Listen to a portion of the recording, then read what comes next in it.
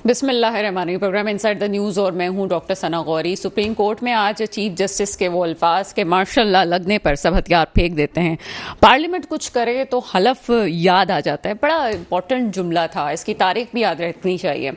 हर programme में कहते हैं, फिर कहेंगे कि हम अपनी तारीख से कुछ सीखते नहीं हैं, थोड़ा सा पीछे चले जाते हैं। 1973 का आइन इसलिए भी इम्पोर्टेंट है कि पहली दफा इंतजामिया को और अदलिया को अलग किया गया।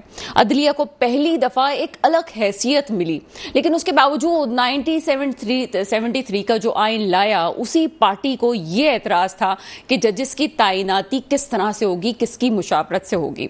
जजेस की तैनाती सीनियरिटी से लेके और बहुत से ऐसे मामला जो पाकिस्तान की तारीख में हमेशा से ज़ेर बहस रहे। लेकिन इसका एक और तारीखी पहलू उस वक्त सामने आया, जस्टिस मुनीर के अल्फाज मुझे याद आते हैं जब उन्होंने कहा कि जरूरत गैर कानूनी काम को कानूनी बना देती है। ये शर्मसारी वाले लफ्ज थे जो कि हम ये कह सकते हैं कि पाकिस्तान की तारीख को याद रखना चाहिए। दुनिया भी कहती है ये एक ऐसा जुमला था कि जिसपे क्या आगे तमाम असूल और ज़ाब्ते तय होंगे।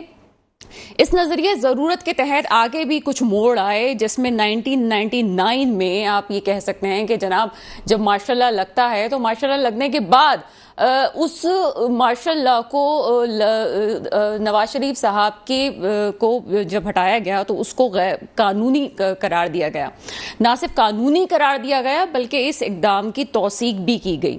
तब याद आता है जनाब कि ज़रूरत ईजाद की माँ है और ज़रूरत के तहत जनाब गैर कानूनी काम को कानूनी भी बनाया जा सकता है। और फिर पीसीओ जजेस वाला मामला, जिसमें पीसीओ जजेस में आप एक किसी भी फौज आमिर को आइन में तरमीम करने का इख्तियार दे देते हैं, फिर तो चीफ जस्टिस साहब का जुमला आज बनता है कि मार्शल लॉ लगने पर सब हथियार फेंक देते हैं और पार्लियामेंट कुछ करे तो हलफ याद आ जाता है। कानूनी माहिर से ही बात करनी होगी कि आखिर सिलसिला क्या है, क्या तारीख कुछ और कहती है, ये जुमला कुछ और कहता है, या वाकई ही तारीख हमसे हमें सीखने की ज़रूरत है कि हम जो पहले गलतियां करते आए वो आगे ना करें। इन तमाम मौज़ूआत पे बात करेंगे। मेरे साथ मौजूद हैं बैरिस्टर अली ताहिर साहब, आप माहिर कानून हैं, तज्ज़ियाकार हैं, और हमें ज्वाइन करेंगे राजा अंसारी साहब PMLN से, और साथ ही साथ मुस्तफ़ा अब्दुल्ला बलोच साहब पीपल्स पार्टी से हमें ज्वाइन करेंगे। सबसे पहले आते हैं बैरिस्टर अली ताहिर की तरफ। सर, प्रोग्राम में आपको वेलकम करते हैं। Thank you very much.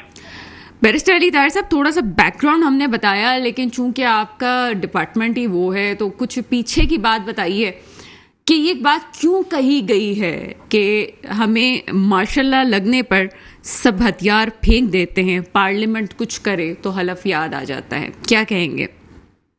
बिस्मिल्लाहिर्रहमानिर्रहीम। देखिए, सब जुडिस मैटर है और मैं नहीं समझता कि फेयर होगा कि मैं कमेंट करूं और वो कमेंट भी एक पब्लिक डोमेन के अंदर करूं as an officer of the court जो है, तो मैं उससे जरा थोड़ा सा इज्तनाब करूंगा। और चीफ जस्टिस साहब की जो भी रिमार्क्स थे वो लाइव टेलीकास्ट तो हो रहे हैं, बट हमें ये नहीं चाहिए कि उसका हम एक फायदा ये उठाएं कि उनकी बात पे कमेंट करें। अभी सब जुडिश है, फैसला आएगा तो फिर उस फैसले पे कमेंट करेंगे। अलबत्ता मेरा ओपिनियन जरूर ये है कि जो प्रैक्टिस एंड प्रोसीजर एक्ट है वो अनकॉन्स्टिट्यूशनल है, और उसकी वजह मैं ये समझता हूँ कि जो सुप्रीम कोर्ट ऑलरेडी अपने फैसले में review of orders and judgments में लिख चुकी है कि किस तरह सुप्रीम कोर्ट के ऊपर अटैक किया गया, किस तरह बाहर मुजाहिरा किया गया, किस तरह लेजिस्लेशन जो है वो 16 महीने की पार्लियामेंट को एकदम याद आ गया कि उसने कितने जरूरी जस्टिस रिफॉर्म्स इस मुल्क में करने हैं, और दीगरे बदीगरे उन्होंने जो है पैंतरे फेंके और फिर पैसे देने से इनकार कर दिया, और इस मुल्क में सुप्रीम कोर्ट के ऑर्डर के मुताबिक इलेक्शंस नहीं हुए। तो मैं इतना जरूर कह सकता हूं कि हर दफा जब मार्शल लॉ लगा तो कोई ना कोई, और ये भी एक बड़ा कोइंसिडेंस है कि वो मर्द मुजाहिद हर दफा कोई वकील ही था। 1999 की आपने बात की तो Zafar Ali Shah, advocate supreme court, Zafar Ali Shah case की बात हो रही है। वो ही वॉज द पिटिशनर, जिस पिटिशन में सुप्रीम कोर्ट ने जनरल मुशर्रफ को जो है वो इख्तियारात दे दिए थे। लेकिन हमें ये नहीं भूलना चाहिए कि फिर उस पार्लियामेंट ने 17वीं तरमीम भी पास की थी, और 2007 में जब सुप्रीम कोर्ट खड़ी हुई थी तो उस वक्त जो है that is when the dictator was taken to task. उसको फिर मुशर्रफ को यहाँ से अल्टीमेटली तो मुल्क छोड़ के ही भागना पड़ गया था, और ये उस एक्टिविज्म के बाद का ही अरसा है जो आज रेफर भी हुआ कोर्ट के अंदर, जिसके बाद आर्टिकल 184(3) के ऊपर असली फैसले आना शुरू हुए। मुझे सिर्फ एक मिनट दीजिएगा कि जरा मैं सिर्फ कंप्लीट ये चेन ऑफ थॉट कर लूं कि 184(3) के फैसले आने शुरू हुए। तो मैं ये समझता हूं कि इस वक्त जो जुडिशरी है वो इस चीज के ऊपर जो है, मैं I think bigger responsibility is कि जो कॉन्स्टिट्यूशनल वायोलेशंस हैं, जो लोग मिसिंग पर्संस हो रहे हैं, बेशक शेख रशीद हो, बेशक उस्मान डार हो, बेशक सदाकत अब्बासी हो, या बेशक इमरान रियाज खान था, और जो इलेक्शंस वक्त पे नहीं हो रहे, मेरा ख्याल है these are the more pressing matters. बाकी जो प्रैक्टिस एंड प्रोसीजर एक्ट है, मैं वो व्यू सब्सक्राइब करता हूँ। आपने भी लाइव देखा होगा जो मुनीब अख्तर साहब का व्यू है, जो आयशा मलिक साहिबा का व्यू है, मैं उस व्यू से, और जो इजाजुल हसन साहब का व्यू है बड़ा प्रोमिनेंट सामने, मैं उस व्यू से सब्सक्राइब करता हूँ। लेकिन सर ये बात तो बिल्कुल ठीक है ना कि माजी में तो होता रहा है ना। जस्टिस मुनीर के अल्फाज तो आपको याद हैं कि उन्होंने क्या कहा, और उसके बाद पीसीओ जजेस और फिर एक वजीर आजम को कुर्सी से हटा देना, उसको फिर उस अमल की तौसीक करना, या फिर फौजी आमिर को आइन में तरमीम की इजाज़त देना, ये सब भी तो पाकिस्तान की तारीख ही बताती है। उस वक्त क्यों हमें याद नहीं रहा कि हम पार्लियामेंट क्या कह रही है, उस वक्त तो हमें याद नहीं रहा। चीफ जस्टिस साहब के आज के रिमार्क्स बिल्कुल ठीक है इस लिहाज से। तो नहीं, मैं तो देखिए जब भी मार्शल लॉ लगा है, और ये मैं किसी को भी ऑन लाइव टीवी में चैलेंज करने को तैयार हूँ कॉन्स्टिट्यूशनल हिस्ट्री पे, जब मार्शल लॉ लगा है सबसे पहले असेंबलियां टूटी हैं, और फिर उसके बाद जो है वो कोर्ट्स मैनेज हुए हैं, और फिर जो असेंबलियां इलेक्ट होके आई हैं, क्योंकि जो लोग मार्शल लॉ लगाते थे वो इतने ताकतवर होते थे कि वो अपने पसंद के लोगों को नैब का इस्तेमाल कर कर, और जो है पुलिस का इस्तेमाल कर कर, FIA का इस्तेमाल कर कर अपने पसंद के लोगों को असेंबलियों में लेके आते थे, और फिर वो अपने पावर्स को खुद ब खुद एक्सटेंड करते थे। तो मैं तो ये समझता हूँ कि काजी फायज ईसा साहब का खुद एक बड़ा बेहतरीन जजमेंट है रावलपिंडी डिस्ट्रिक्ट बार एसोसिएशन के केस में, जिसमें कॉन्स्टिट्यूशनल अमेंडमेंट हुई थी। तो काजी फायज ईसा साहब ने वो कॉन्स्टिट्यूशनल अमेंडमेंट ही स्ट्राइक डाउन कर दी थी कि सिविलियंस का मिलिट्री ट्रायल नहीं हो सकता। मगर आज भी मेरा कहना यह है कि वो मिलिट्री ट्रायल्स हो रहे हैं, और मैं ये समझता हूँ मोर प्रेसिंग मैटर्स जिसके ऊपर सुप्रीम कोर्ट को जो है वो अपना इख्तियारात इस्तेमाल करने चाहिए। और अगर आप चीफ जस्टिस के ऑफिस को वीक कर देंगे और पार्लियामेंट को ये इजाजत दे देंगे कि वो इंटरफेयर करे with the workings of the supreme court, with the rules of procedure of the supreme court, तो ये सुप्रीम कोर्ट ज्यादा देर तक इंडिपेंडेंटली आगे चल नहीं सकेगी। आखिर कोई वजह है कि आइन के अंदर मुकन्ना जो है वो अपने रूल्स अलग बना रही है। आपसे कि पाकिस्तान की तारीख में 76वां साल चल रहा है इस वक्त, कहाँ ये आप समझते हैं कि कुछ केसेस के अलावा कहाँ वो आज़ादी नसीब हुई है? और हमारे अनफॉर्चुनेटली जजेस भी इन्वॉल्व रहे हैं तमाम चीज़ों में, तो पहले भी तो कोई ऐसी आज़ादी नहीं थी। जी देखिए, दो डिफरेंट सिनेरियोज हैं पाकिस्तान की जुडिशरी के, एक प्री 2007 है, एक पोस्ट 2007 है, और उन्हीं दो के अंदर जो भी पाकिस्तान की अदालती तारीख को जिसने भी पढ़ा है या उसके ऊपर कुछ लिखा है, वो उसको बड़ा क्लियर एक डिमार्केशन मौजूद है। जाहिर है जिस दौर में मार्शल लॉ लगे हम उनको डिफेंड तो नहीं कर सकते, बट सिर्फ इस पॉइंट के ऊपर सुप्रीम कोर्ट को अंडरमाइन करना और उनके रूल्स और प्रोसीजर के अंदर इंटरफेयर करना, तो इस चीज के मानंद होगा कि चूंकि जिन लोगों ने मार्शल लॉ लगाए वो आर्मी चीफ थे, तो may be it is the office of the army chief that needs to be undermined. Absolutely not. हाँ, ये लाजमी है कि जो फैसले, जो गलतियां तारीख में हुई, और हम सबको पता है 200 केस है, तमीजुद्दीन खान केस है, पीसीओ जजेस है, हलफ बर्दारी है, सब कुछ ही तो नुसरत भुट्टो केस है, तो ये तमाम वो केसेस हैं कि जिनके अंदर जो है we can not argue for those cases, but उसी के अंदर अल जिहाद ट्रस्ट भी है, उसी के अंदर जो है जो 7 नवंबर का जो ऑर्डर सस्पेंड हुआ था, सस्पेंशन का, वो किया। तो आप एक मुख्तलिफ तनाजुर में देखिए 2007 से पहले पनामा और एकामा और पनामा को भी ले लीजिए जी, ऑन इट्स ऑन मेरिट्स मैं उन जजमेंट्स पे कमेंट कर सकता हूँ। पनामा की जो जजमेंट है मैं उससे एग्री नहीं करता। जब ये जजमेंट 2017 में आई थी उसी वक्त on record with in that very weak मेरा एक कॉलम जो है द नेशन में छपा था, ऑन रिकॉर्ड है that this will be an inglorious president, और मैं तो उस जजमेंट को सपोर्ट नहीं करता। बट उस जजमेंट का इस वक्त at the matter at hand जो सुप्रीम कोर्ट के सामने जो मामला है उससे मेरा ख्याल है कि उसका कोई एज सच बड़ा कोई केसेस लिंक नहीं बनता। अभी जो चीजें चल रही हैं, ये जो बहस हुई है, आपको ही पता है कि बहस क्यों शुरू हुई और क्यों ये सब कुछ याद दिलाया गया। आपको नहीं लगता कि ये जब माजी की गलतियां जो हुई हैं तो उस लिहाज से तो प्रैक्टिस एंड प्रोसीजर बिल्स ठीक है, ताकि आवाम के सामने आए पूरा जो है तमाम जजेस बैठे हुए हैं, पूरा फुल बेंच हो, तभी चीज़ें बेहतर हो सकती हैं। लेकिन आपने शुरू में ही कहा कि मैं उसको ठीक नहीं समझता। मैं चाहती हूं कि आप हमारे नाजरीन के लिए उसको मजीद डिफाइन अगर कर देंगे तो बेहतर होगा। देखिए, मुख्तलिफ शिके हैं उस एक्ट के अंदर।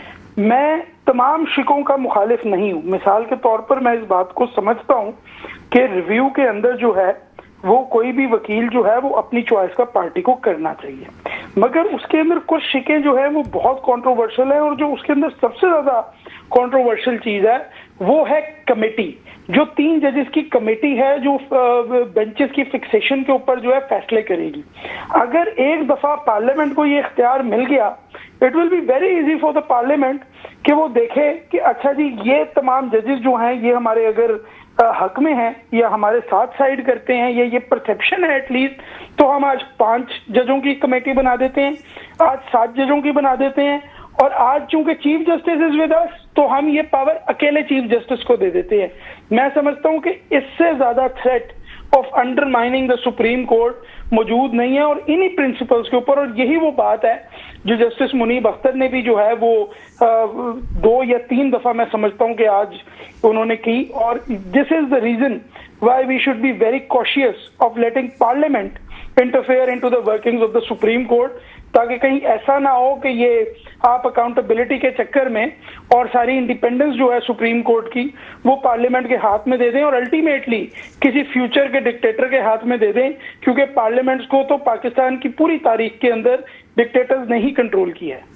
बहुत शुक्रिया। अली ताहिर हमारे साथ थे, लेकिन मुद्दा वहीं पे है, 3 रुकनी कमेटी, पसंदीदगी या सीनियरिटी, ये शायद एक मजाक बन गया है पाकिस्तान में। लेकिन आइन की सुपरमेसी नहीं होगी तो अगर कोई ये समझता है कि ये मुल्क ऐसे ही चल जाएगा तो उन लोगों को याद रखना चाहिए जो इस बात को समझते हैं बेहतर कि जब यहाँ पे फौजी होते हैं तब मुल्क ज़्यादा अच्छा चल सकता है। तो याद रखें कि पाकिस्तान भी जब आपने वजूद में आया, मोरोज़ वजूद में आया, तो वो आपने कोई जंगें नहीं लड़ी थी, आपने जो है वो आपके सियासी लोग ही थे, वो सियासी जमहूरियत ही थी जिसकी वजह से आज हम इस पाकिस्तान में बैठे हुए। जो भी है हमारा पाकिस्तान है और ये किसी फौजी ताकत से नहीं आया हमारे हाथ में, ये जमहूरियत की वजह से आया, जमहूरी लोगों की वजह से आया। एक छोटा सा ब्रेक है, ब्रेक के बाद आपके सामने हाजिर होते हैं। ब्रेक के बाद आपके सामने हाजिर हैं। पीसीओ जजेस की हलफ बर्दारी मुतनाज़ा होती है, उसके बाद बहुत से उनके फैसलों पे भी तनकीद की जाती है। साथ ही साथ आगे भी हम चलते हैं। 1999 का मैंने पहले भी हवाला दिया, ये कोई छोटी बात नहीं है। वही बात कि अगर हम तारीख को नहीं याद रखेंगे तो कैसे आगे चलेंगे। जस्टिस फाइज ईसा साहब के आज के रिमार्क्स इसलिए इम्पॉर्टेंट है कि वाकई हमने माजी में ऐसी गलतियां की हैं कि जो हमें आगे ठीक करने की ज़रूरत है। अगर ये तमाम चीज़ें, अगर ओपन कोर्ट हो रहा है जनाब, सामने सामने तमाम चीज़ें आ रही हैं, पूरा मीडिया देख रहा है, अवाम देख रहा है, तो अवाम को, यहाँ के पाकिस्तान की आगे नस्ल को ये भी पता चलना चाहिए कि पीछे क्या गलतियाँ हुई हैं। और पीछे वही गलती है कि जब नवाज शरीफ साहब की हुकूमत ख़त्म होती है तो उस फैसले को माना जाता है और उसको आईनी करार दिया जाता है। ना सिर्फ आईनी करार दिया जाता है बल्कि उसकी तौसीक भी होती है। इसी तरह से बहुत से फैसले पाकिस्तान की तारीख में हुए और इसमें सबसे इंपॉर्टेंट चीज़ जो हमारे सामने आई वो ये कि 1973 के आइन के बनाने वालों को भी इसके में प्रॉब्लम हुआ जब उन्होंने खुद ही ये बात कही और उस आइन में ये बात कही गई कि जनाब अदलिया को एक अलग मकाम दिया जाए और अदलिया एक अलग हैसियत से काम करेगी, इंडिपेंडेंट काम करेगी। लेकिन उसके बावजूद भी जजेस की तैनाती पे पीपल्स पार्टी में ही सवाल उठता है और पीपल्स पार्टी में सवाल उठने के बाद ही हम ये कह सकते हैं कि जनाब वही फैसले आगे सामने आए। और जब ये कहा गया कि नाम तजवीज़ किया गया था तो तजवीज़ के बाद उसको मुशावरत का नाम दिया गया कि जनाब मुशावरत के बाद इसको आगे लाया जाएगा। होते होते होते तब्दीलियाँ हुई और सीनियरिटी पे बात आई और अभी हम समझते हैं कि सीनियरिटी पे बात आ रही है, चीज़ें बेहतर हो रही हैं। ये नहीं कहना चाहिए कि उम्मीद का दामन छोड़ें, चीज़ें बेहतर हो रही हैं उसको वेलकम करना चाहिए। और चीज़ें अगर कोई भी बेहतर कर रहा है, चाहे जस्टिस फाइज ईसा की सूरत में हो रहा हो या फिर आज की इंतज़ामिया की सूरत में हो रहा हो, चीज़ों को बेहतर होना ज़रूरी है। डॉलर किसी की भी वजह से नीचे आ रहा हो, लेकिन अगर बेहतरी हो रही है तो उसको वेलकम करना चाहिए। लेकिन साथ ही साथ ये भी सोचना चाहिए कि आप जमहूरी अमल का तसलसल बरकरार रखें। ये ना हो कि अगर कोई जमहूरी लीडर, अगर पाकिस्तान में कोई जमहूरियत आती है तो उसके बाद अगर कोई फैसला ऐसा होता है जो उस वक्त हो जाना चाहिए और अभी नहीं, अभी हो रहा है, बाद में नहीं होता, तो आप ये समझें कि जमहूरियत है ही गलत। ये मुल्कों की तरक्की के लिए ज़रूरी है कि जमहूरी अमल के तसलसल को बरकरार रखा जाए। उन लोगों को भी ये सोचना चाहिए, फैसला साजों को भी सोचना चाहिए, अगर पाकिस्तान से इतनी मोहब्बत है और पाकिस्तान की इतनी तरक्की का उनको ख्याल है और मुखलिस है और फैसले कर रहे हैं, तो जमहूरियत के तसलसल को जिस हद तक भी मुमकिन हो जल्द से जल्द मुकम्मल किया जाए। मेरे साथ इन मौजूद पर बात करने के लिए मौजूद है राजा अंसारी साहब। आपका ताल्लुक PMLN से है। सर, प्रोग्राम में आपको वेलकम करते हैं। राब्ता उनसे मुनक़ता हो गया है, लेकिन कुछ देर में उनसे बात हो सकेगी। चीज़ें इसी तरह से बेहतर होंगी जब आप जमहूरी अमल को आगे लेके चलेंगे। लेकिन अभी जो रिसेंटली हमें चीज़ें नज़र आती हैं, चीज़ें बेहतरी की तरफ तो जा रही हैं, निगरान हुकूमत का सेटअप आता है, लेकिन उसके बावजूद भी कोई भी हुक्मरान हो, कोई भी ऐसा शख्स हो जो कि दावे तो बड़े बड़े करता है, लेकिन बाद में जब उनकी अपनी बारी आती है तो चीज़ें कहाँ रह जाती हैं। 3 साल 7 महीने की गवर्नमेंट को ही ले लीजिए। इमरान खान साहब ने ये दावा किया कि जनाब वो चीज़ों को बेहतर कर देंगे, तब्दीली आएगी, अपने तौर से एक नए लीडर के तौर पे सामने आए और लोगों की बड़ी तादाद अभी भी उनकी फॉलोशिप है, अभी भी उनका वोट बैंक मौजूद है। बहुत कुछ करने के बावजूद भी वोट बैंक है। लोग समझते हैं कि किसी नए चेहरे को सामने आना चाहिए। जब भी वो, लेकिन उसके बावजूद भी कोई ख़ास तब्दीलियां नहीं आई। हमने तो सादगी अपनाते हुए भैंसें, गायें, ये सब बेच दिया, गाड़ी बेच दी हो, लेकिन उसके बावजूद भी आगे क्या सामने आता है, उन्हीं की टीम के लोग। हम नहीं कहते कि चेयरमैन PTI ने खुद कोई करप्शन की हो या उस पर कोई इल्ज़ाम अभी साबित हुआ या आगे कोई बात हुई, लेकिन उसके बावजूद भी खुद अपनी सादगी पे और चीज़ों पे तवज्जो नहीं दी जाती। आज भी आप देख लीजिए, काकड़ साहब अपना उड़न खटोला लेके कहाँ कहाँ पहुँचते हैं, क्या क्या करते हैं। बहरहाल जाना चाहिए, लेकिन अपने सादगी को अपनाते हुए पाकिस्तान इस वक्त जिस हाल में है, यहाँ की आवाम जिस तरह पिस रही है, ये सोचने की ज़रूरत है कि किस तरह से आप चीज़ों को बेहतर कर सकते हैं। सादगी अपनाते हुए अगर गवर्नमेंट की सतह पे अगर ऊपर से चीज़ों को बेहतर किया जाएगा, तभी मामला बेहतर हो सकेंगे। वरना आप कुछ भी कर लें, चाहे जमहूरियत ले आएँ, चाहे आप डिक्टेटरशिप ले आएँ, चीज़ों को अगर आपको बेहतर करना है तो सबसे पहले अपना एहतसाब ज़रूरी है। छोटा सा ब्रेक है, ब्रेक के बाद आपके सामने हाजिर होते हैं।